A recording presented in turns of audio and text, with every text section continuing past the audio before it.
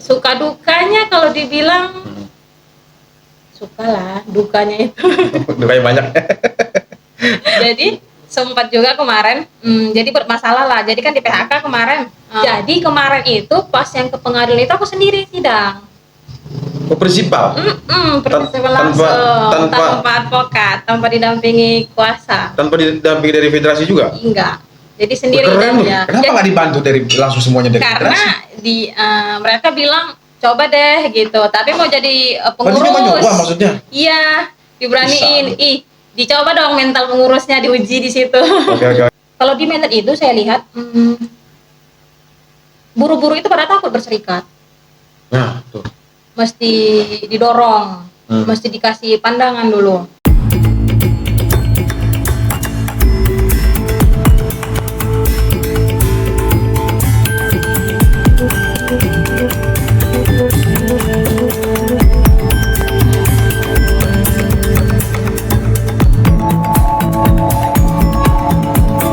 Halo guys, kembali lagi di channel Pustaka Buruh. Salam solidaritas, salam persatuan. Hari ini kita akan ngobrol lagi di podcastnya Pustaka Buruh, karena kita sudah kedatangan tamu jauh-jauh nih. Dari mana? Dari Medan.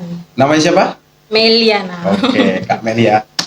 Nah, gimana nih perjalanan dari Medan ke Tangerang? Perjalanan. Atau ke Jakarta dulu ya kemarin ya? Iya. Nah, gimana?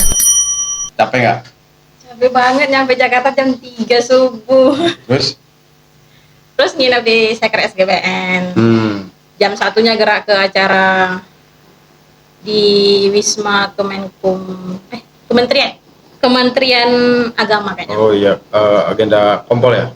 Iya, komite politik. Oh iya. Oke, hari ini kita ngobrol ya, karena jauh-jauh dari Medan, yang kita mau ngulik nih gimana sih perkembangan organisasi di Medan, perkembangan pembentukan organisasi di Medan, terus situasi buruh di sana bagaimana ya. Apa kan? Walaupun capek, kita harus tetap semangat gitu. Boleh. Kak Mel ini tergabung di SPMS Medan ya? Iya. Sumatera Utara, Bang. Hah? Sumatera Utara, SPMS Iya, okay. Sumatera Utara. Oh, Sumatera Utara, bukan cuma di Medan berarti ya? Iya. Lingkupnya provinsi gitu ya? Iya. Oke. Nah, dari tahun berapa sih ikut bergabung di organisasi SPS? Bergabung itu di tahun 2018. Oh, 2018. Nah, itu gimana tuh pengalamannya? Pengalamannya sebelum ke tahun 2018 itu kan saya kerja di restoran. Oh, di restoran. Iya, jadi ditawarin sama Bung Dedi untuk masuk serikat, karena kan kebetulan orang tua kan ikut serikatnya SPMS. Oh, jadi, orang tua udah ikut duluan. Iya, jadi misalnya jangan anak buruh lah, anak buruh. Jadi dibilang sama Bang Didi, kuliah kata gitu. Kuliah. Jadi kuliah di tahun 2018. Kuliah formal maksudnya? Iya, kuliah hukum, ngambil hukum. Udah lulus? Udah dong. Wah, sama dong kita. S1 hukum berarti. Iya. Tapi kita gini-gini aja.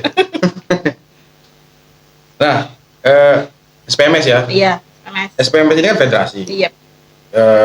Ikut konfederasi ke SGBN, berafiliasi kan gitu. Kepanjangan SPMS itu apa sih? Federasi Serikat Pekerja Multisektor. Oh, jadi dia sektor apa aja masuk gitu ya? Iya. Ada banyak anggotanya? Apanya? Ada banyak anggotanya? Anggotanya lumayan lah ya. Terus ada ini nggak, apa namanya, kayak suka duka gitu dalam bentuk organisasi sampai jadi, terus kemudian sekarang jadi pengurus. Dan saya dengar juga aktif di LBH katanya? Aktif di LBH. Suka dukanya kalau dibilang suka lah, dukanya itu. Dukanya banyak. Apalagi omnibus law segala macam, kebanyakan duka berarti ya. Nah, kalau sukanya? Kalau sukanya sih lebih, kalau dulu kan waktu kerja taunya kerja tidur, kerja gitu kan, lingkungannya kerja aja. Kalau sekarang kalau udah ke pengurusan, udah masuk ke pengurusan tuh ngerti upahnya itu sesuai upah minimum enggak gitu, lembur itu berapa jam kerja berapa jam, dapat cuti. Seperti dulu kan enggak, kerjanya full dari Senin sampai Minggu. Nah, gitu. Situasi di sana tuh, ini saya nggak tahu ya, kan saya di Tangerang nih. Di dirimu di Medan, di Sumatera Utara lah. Nah itu kondisi atau situasi di sana tuh sebetulnya, apalagi Omnibus Law itu kan sudah masuk nih, apakah sudah merata diterapkan semua tuh Omnibus Law atau gimana di sana? Kalau Omnibus Law itu ya kalau seperti itu undang-undangnya cepat kali lah merata diterapkan sama perusahaan terkait pesangon, satu kali ketentuan kan? Satu kali? Iya, satu kali. Enggak, kalau sekarang di Omnibus 0,5. Pesangon satu kali. Pesangon apa nih? Pesangon untuk kalau di PHK terkait efisiensi. Satu kali Oh ketentuan. iya, itu efisiensi. Iya. Nah, kalau ada lagi yang 0,5, sorry. 0,5 itu yang indisipliner. Iya. Ada di sana? Yang ada lah. Yang semacam dia mangkir atau apa gitu. Ada. Yang 2 kali ketentuan cuma meninggal. Iya, sama sakit berkepanjangan. Iya. Baru dapat 2 kali ketentuan. Iya. Nah, terus gimana tuh? Di samping di serikat, lalu kemudian aktif juga di LBH itu gimana? Federasi sama serikat itu sama. Dibilang sama itu kayak mana? Kepengurus, cuman. Jadi kalau dibilang itu sama, pengurusannya itu ketuanya itu ada juga di federasi. Jadi federasi ini buka LBH karena kan perkara buruh itu nggak semuanya bisa diatasi sama federasi terkait pidana. Kalau misalnya keluarganya ada yang masalah narkotika, kan nggak bisa diurus sama federasi. Oh iya. Jadi karena kebutuhan itu makanya federasi itu buka LBH. Oh, jadi LBH ini memang dia bukan khusus ya, tapi lebih ke mungkin karena ada anggota yang berkasus lalu kemudian itu bukan ranahnya buruh, baru dia masuk ke lingkup LBH gitu ya. Jadi LBH itu didirikan memang atas saran buru-buru gitu. Udah berapa lama tuh terbentuknya LBH? LBH sendiri berarti ya? LBH sendiri maksudnya? Iya, LBH sendiri dari tahun 2000. Pokoknya saya masuk 2018 LBH itu sudah ada. Oh sudah ada. Coba bisa ceritain nggak sih apa aja sih kasusnya tuh di sana? Kasusnya karena LBH ini fokusnya ke ketenagakerjaan memang. Cuman kalau umum tetap ngambil, misalnya pidana tetap ngambil. Karena memang itu didirikan atas dasar buruh, jadi perkaranya itu kebanyakan ketenagakerjaan PHI. Gitu. Itu gimana tuh suka dukanya ngadepin di PHI itu? Suka dukanya itu ada sedihnya ya. Kalau sukanya bisa beracara sih kalau kami. Punya pengalaman lah ya. Iya. Dukanya itu sih sedih, orang itu di PHK semuanya masuk ke perkara litigasi ke pengadilan kan. Karena kalau udah sampai pengadilan itu kan nggak semuanya bisa hasil, misalnya di PHK. Putusan pengadilan suruh perusahaan bayar pesangon misalnya kan. Itu kan udah putus, orang itu belum tentu mau bayar. Orang itu mau kasasi lagi, udah kasasi putus kasasi mau eksekusi lagi. Memang tahapannya banyak banget ya. Iya, bertahun-tahun. Kadang di pengadilan kan ya biasalah itu. Ya mereka kasasi segala macam itu yang memperlambat jadinya kan. Yang ada juga kadang kalau sudah putus pun perkaranya, tetapi karena mereka kasasi ya lanjut lagi kan gitu. Iya. Ceritain pengalamannya itu gimana sih dari membentuk organisasi di sana, terus kemudian sekarang dari anggota, terus kemudian lanjut ke pengurus. Dan saya dengar juga ikut LBH juga kan? Nah itu gimana tuh? Pengalaman pertamanya sih, kan dulu kan saya kerja di restoran. Pertama itu di Medan. Jadi kan karena orang tua ikut bergabung ke Serikat Pekerja Multisektor ini, ketua SPMS ini nyaranin anak-anak buruh itu untuk kuliah. Jadi dari situ bergabung ke SPMS, ikut sebagai pengurus di SPMS. Tadi dari restoran, terus kemudian sampai anggota dulu. Nah, dari anggota terus kemudian jadi apa namanya? Jadi pengurus. Nah, itu gimana tuh? Kenapa bisa jadi dari anggota lalu kemudian bisa jadi pengurus gitu loh? Oh, kalau menjadi anggota SPMS enggak sempat karena kan waktu kerja itu belum masuk serikat. Nah, terus? Memang tidak ada di restoran itu serikat pekerja. Jadi belum tahu lah kalau masalah serikat itu. Jadi bergabung langsung ke federasi. Langsung ke federasi, kuliah langsung. Di struktur federasi. Iya. Oh bukan anggota di perusahaan biasa gitu ya? Enggak. Oh pasti langsung ke pengurusan federasi. Iya. Oke, terus?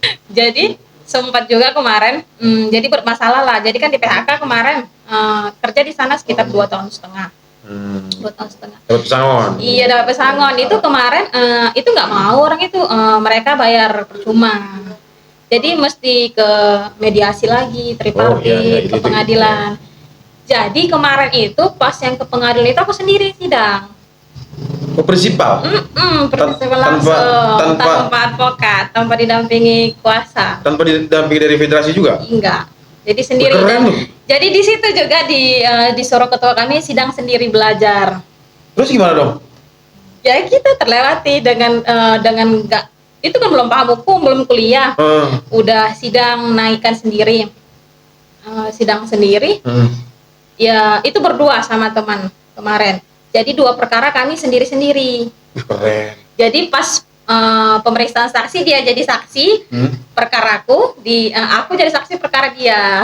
Jadi kami rocker. Itu gimana tuh perjalanannya, kok bisa langsung prinsipal? Kan ada tahapannya dong. Iya, ada. Dari mulai pembuatan gugatan segala macam, itu bikin sendiri juga? Kalau pembuatan gugatannya itu dibantu sama federasi. Oh iya. Oke. Kenapa nggak dibantu dari langsung semuanya dari karena federasi? Mereka bilang coba deh gitu, tapi mau jadi pengurus. Berarti nyoba maksudnya? Iya, diberaniin. Dicoba dong mental pengurusnya, diuji di situ. Oke. Terus? Jadi di situ sidang sendiri kan sebelum biar kalau di federasi itu kami kan perkaranya kebanyakan di litigasi. Jadi pasti bersidang juga kan. Jadi di situ coba sidang sendiri. Iya. Semuanya dikonsepin lah. Kalau untuk konsep sendiri kan belum paham itu. Ya, terus? Baru-baru juga kan. Jadi dikonsepin gugatannya, terus setelah persidangan jawaban dikonsepin repliknya. Ya. Gitu, setelah replik dikonsepin pengantar buktinya, konklusinya. Waktu pemeriksaan saksi ditanya apa aja, apa sih yang perlu ditanya waktu pemeriksaan saksi, itu juga diajarin. Oh iya, keren banget. Sampai jadi, putusan. Belajar tuh langsung on the road ya. Iya. Di situ kasus kita bisa sambil belajar juga. Iya. Salut, keren. Ini nih kita butuh banyak perempuan yang seperti ini nih. Jadi dia kayak kalau istilahnya itu menyelam sambil minum air gitu lah ya. Nah terus gimana tuh putusannya? Putusannya kemarin kan karena kemarin kan masih pertama itu coba karena upah kami itu di bawah upah minimum Kota Medan. Upah Deli Serdang. Deli Serdang. Upah minimum di sana berapa? Sorry. Kalau dulu mungkin sekitar 28 ya. Itu tahun berapa? Tahun 2018. 2018 atau 25 kurang tahu. Oke. Terus? Jadi pertama itu rencananya mau nuntut kekurangan upah masih. Karena belum sesuai. Iya, jadi kan biar keluar ini dapat uang untuk biaya kuliah gitu kan. Okay. Jadi diambil dulu untuk kekurangan upahnya. Jadi di Google lah terkait kekurangan upah terkait perselisihan hak lah. Udah itu, tetapi pengadilan itu mutusnya terkait PHK. Jadi makanya itu kasasi. Kasasi lah. Iya. Baru tapi kasasi itu putusannya tetap PHK juga. Jadi kekurangan upahnya nggak dapat. Tetap sangon lah. Tapi kan itu biasanya bisa dimasukkan di putusan sela tuh biasanya. Putusan sela apabila ada eksepsi dari perusahaan kan. Itu. Terus kalau itu kan tadi upah tuh. Nah, kalau yang lain-lain gimana kayak BPJS segala macam? BPJS didaftarkan macam kalau K3 di sana mana nggak ada. BPJS itu kesehatan dan ketenagakerjaan? Ketenagakerjaan aja. Kesehatan nggak ada? Nggak ada. Itu pun ketenagakerjaan itu baru didaftarkan. Oh jadi, perkaranya itu hanya upah, lalu kemudian nggak ngikut yang lain kayak kesempatan BPJS dan tadi kekurangan upah nggak ya? Nggak, cuman ke upah sama, rencananya mau nuntut upah sama pesangon.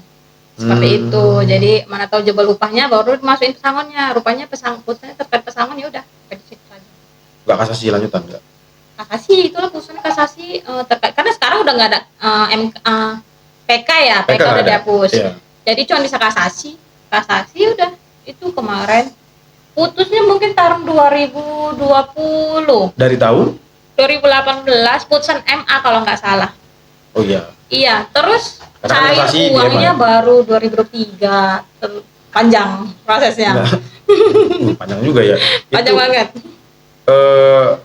Putusan MA-nya kapan itu? Putusan MA-nya itu 2020 kayaknya.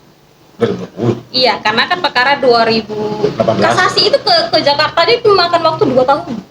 Ke Jakarta dong? Iya, Kemarin ke Jakarta dong, Pak? Enggak, perkaranya aja. Oh, iya, ya, enggak, sorry. Gitu. Panjang banget ya, tapi luar biasa loh pengalamannya. Ini berarti kan kita nggak sia-sia nih minta kita podcast hari ini ya, karena kan luar biasa pengalamannya gitu. Nah, terus kan tadi di federasi. Nah, di LBH-nya itu enggak, ntar dulu sebelum ke LBH. Iya. Nah, tadi kan kuliah tuh. Iya. Nah, kuliahnya pada saat di federasi. Iya. Kalau kuliahnya itu, karena kan saran ketua federasi itu kan, dia bilang kuliah dong gitu kan. Kamu mau kerja terus, lihat dong gaji upah dibayar di bawah upah minimum, masa mau kayak gitu aja nggak mau ada perubahan kayak parah gitu banget kan. Medan, upahnya kecil banget. Udah kecil dikurangi. Terus? Udah gitu kan.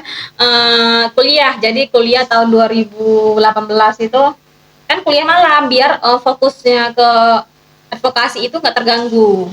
Ngambil kuliah yang kuliah malam. Jadi kan kalau yang kelas karyawan biasanya kalau iya. Jadi kalau paginya ada sidang, misalnya pagi sampai sore bisa jam 6-an kuliah malam. Jadi kan nggak terganggu. Oke, terus? Seperti itu. Itu rutin sampai tamat tahun 2020. Oh, baru dong. Baru 2 tahun.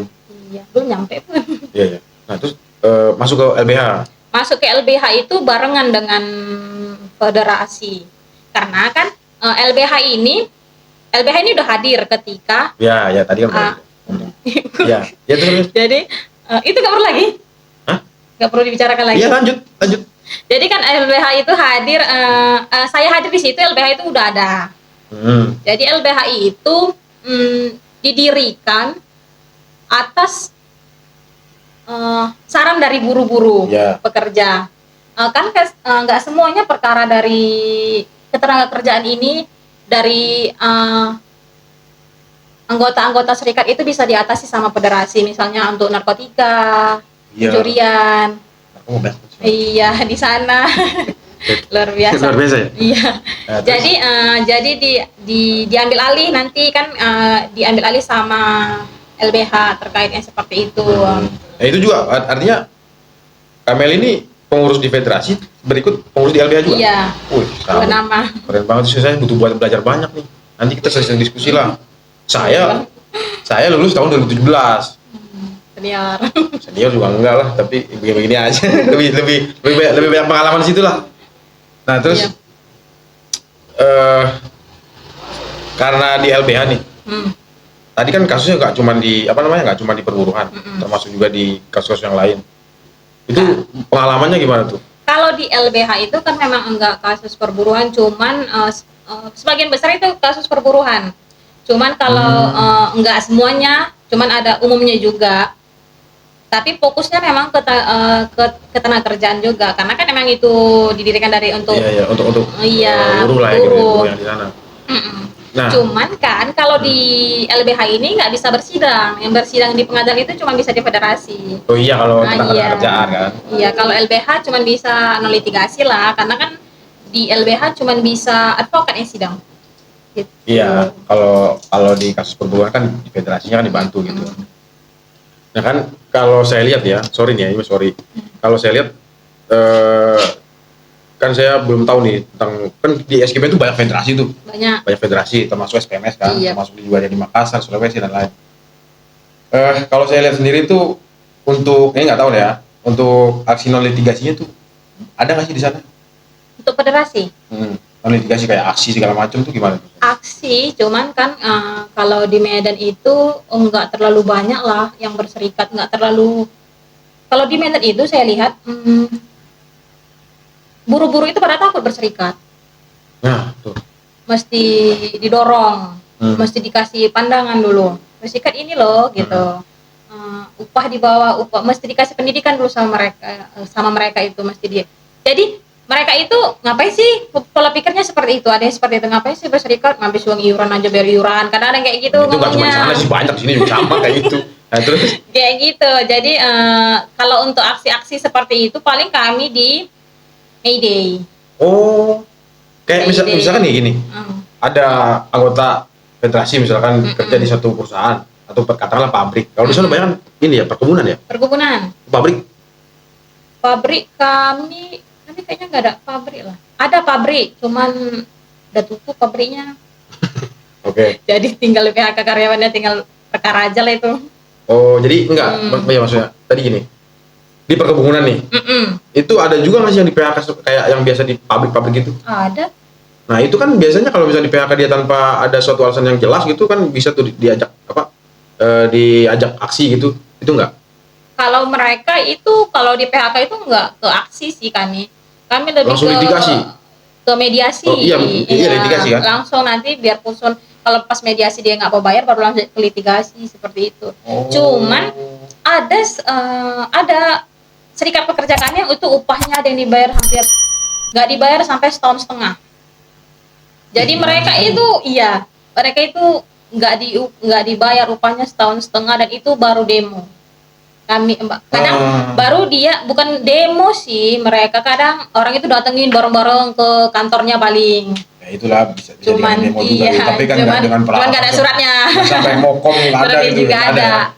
Ada pernah sekali kami itu karena upah juga itu demo sampai long march ya. Ke kantor bupati itu lumayan itu, kantor bupati Serdang Bedagi. Itu banyak masalah kita. Banyak masa, dan itu jalan kaki berjam-jam. Oh, jalan kaki sih? Biar jadi perhati itu ya, kami sih jadi perhatian. Ya gitu. Apa sih sebabnya ini dari mana sih kok bisa demo sampai kayak gitu jalan kaki, kan jadi perhatian mereka gitu. Iya. Itu sih kami ada juga demo kami waktu di demo rumah sakit. Ada serikat pekerja di rumah sakit kami itu. Nah itu gimana? Demo juga terkait rumah sakitnya tutup. Rumah sakitnya tutup. Pas di demo tutup atau gimana? Mereka ini nggak berserikat dulu. Jadi pas udah mau tutupnya itu beberapa hari sebelum tutup mereka baru berserikat. Ya itu mah ada percuma dong. Iya, cuman kan namanya juga kita federasi nggak mungkin kita biarin gitu kan. Nggak mungkin langsung kita tolak, tapi kan kita bagaimana berupaya kan gitu. Iya, jadi itu kami aja demo juga long march itu kemarin terkait itu juga upahnya juga. Jadi rata-rata serikat di sana itu upahnya dibayar di bawah minimum. Iya. Kalau di perkebunan itu berapa sih dia bayarnya per hari atau bulanan kayak di sini? Bulanan. Oh, bulanan. Iya. Ada yang harian juga, bukan harian, mingguan. Sorry, tapi saya punya pengalaman juga ya, pernah di perkebunan. Dulu saya masih kecil sana di daerah Riau.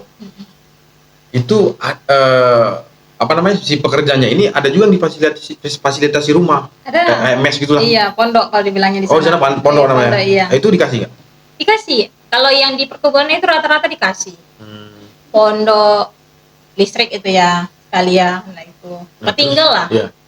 Itu dikasih sama mereka. Kalau di daerah lain kan saya pernah dengar juga tuh ada yang kayak misalkan diintimidasi segala macam, ada juga yang mempekerjakan anak, lalu kemudian ada juga yang kasus asusila. Nah itu di sana ada nggak? Kalau mempekerjakan anak kayaknya nggak ada lah, paling orang tuanya tolong lah ngutip rondol paling kayak gitu. Bantu orang tuanya. Nggak apa-apa lah itu. Tapi kan setelah sekolah mungkin biasanya kan gitu. Iya. Oke. Kalau asusila juga nggak ada. Nggak ada ya? Nggak pernah nangani juga kami itu. Nggak pernah nangani. Kalau serikat kami nggak ada. Oh nggak ada ya? Syukurlah kalau nggak ada. Tapi yang banyak mungkin narkoba nih ya? Narkoba. Kalau untuk serikat pekerja kami belum ada, cuman ada anggota lah ya, anggota belum ada ya? Anggota belum ada, cuman paling ada kalau untuk pidananya itu anak kan bapaknya kerja di perusahaan, anaknya kerja di perusahaan, kadang ada anaknya ini dituduh nyolong HP gitu. Oh, difitnah. Iya, tapi enggak gitu. Jadi itu masalahnya cuman berakhir damai lah itu kayaknya karena nggak terbukti kan. Iya. Seperti itu aja. Luar biasa sekali ya. Untuk pidananya. Saya salut lah. Saya juga baru tahu nih, untung kita hari ini ngobrol ya. Kalau menurut saya kalau misalnya hari ini kita nggak ngobrol, saya nggak tahu. Akan tahu pengalaman Kameli di sana gitu. Iya. Kapan berapa hari atau rencana di sini? Di sini. 1 bulan deh.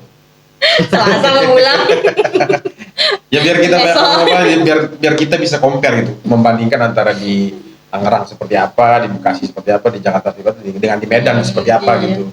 Dan banyak pengalamannya, nanti ketemu orang-orang, ketemu kawan-kawan kita yang ada di sini. Dari Makassar juga ada kemarin kan yang datang. Ada. Oke, nah terus paling satu lagi lah ya, karena udah berapa menit kita podcastnya nih, kita ngobrol. Paling satu lagi, karena kan kalau saya lihat Kamel ini kan luar biasa ya, dari awal kerja, lalu kemudian sekolah lagi, kuliah segala macam, lalu kemudian aktif di federasi, aktif lagi di LBH, kan pengalamannya luar biasa nih. Nah ini kita butuh sosok Kamel yang banyak nih. Nah, jadi saya minta pesan untuk khusus buruh perempuan yang lagi ya kerja, lagi berjuang segala macam lah di luar sana. Jadi supaya gimana sih supaya kayak Kamel ini gitu loh. Kalau menurut saya sih untuk buruh-buruh di luar sana jangan takut berserikat. Karena kita tidak akan mampu melawan perusahaan itu sendirian. Wah betul tuh. Perusahaan itu punya uang, dia bisa bayar pemerintah, pengusaha, penjahat, bahkan paranormal. Oh di sana masih ada yang begitu ya? Di sana masih ada yang begitu. Sekalipun dia mampu, sedangkan kita yang nggak beruang ini bisa apa ya kan? Tetap berserikat. Nah, itu ya. Tetap berserikat. Oke siap, terima kasih. Banyak sekali pengalaman yang kita dapatkan dari Kak Mary ya, dan semoga yang kita butuh sosok-sosok yang seperti ini. Jadi mereka tuh jadi perempuan itu sekarang tuh jangan cuman kayak kasur, dapur segala macam, tapi kan kita butuh apa namanya ya, kayak semacam, kan kalau kita lihat sejarah kan buruh perempuan itu punya sejarah perlawanan dulu tuh di WD itu kan. Nah itu mereka tuh dari memang benar-benar dari pekerja kasar segala macam, tetapi karena memang mereka mau sejahtera, mereka mau melawan, ya mereka lakukan gitu. Jadi akhirnya mereka sampai sekarang kita kenal dengan istilah IWD, International Women's Day atau Hari Buruh Perempuan, dan akhirnya terbentuklah kawan-kawan buruh yang perempuan yang kuat. Oke, itu pesannya. Sampai jumpa di podcast selanjutnya. Kita akan ngobrol lagi dengan narasumber yang keren. Salam persatuan, salam perjuangan.